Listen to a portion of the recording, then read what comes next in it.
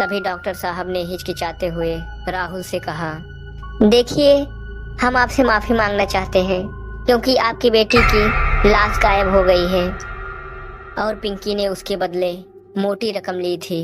जमीन पर पड़े राहुल के आंखों के सामने सब कुछ तैरने लगा।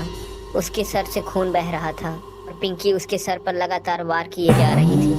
अभी पिंकी में उसकी मरी हुई पत्नी नजर आई और वो बेहोश हो गया। कुछ दिन बाद पिंकी पर अपने पति के खून का इल्जाम था, पर उसकी दिमागी हालत ठीक न होने की वजह से उसको मेडिकल जांच के बाद इस अस्पताल से मेंटल अस्पताल भेजा जा रहा था। 2 कर्मचारी पिंकी को गाड़ी की तरफ ले जा रहे थे। उसे देखकर इंस्पेक्टर साहब ने कहा, बुरा हुआ बेचारी के साथ।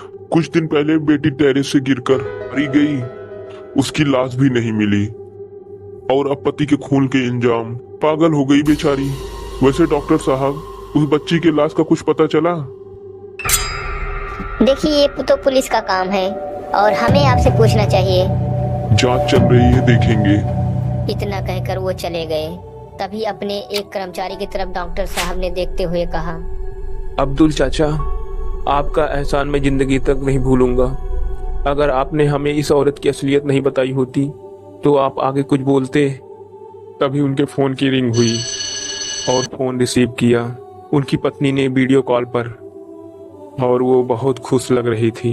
हेलो, उसने आज मुझे माँ कह के पुकारा। हमारी खुद की तो कोई औलाद नहीं, पर भगवान से कोई शिकायत नहीं। कहते हुए कैमरा को ड्राइंग टेबल की तरफ घुमाया।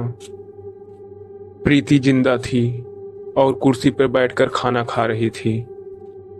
कहानी यही समाप्त होती है। वीडियो देखने के लिए धन्यवाद। अब मिलते हैं नई स्टोरी के साथ।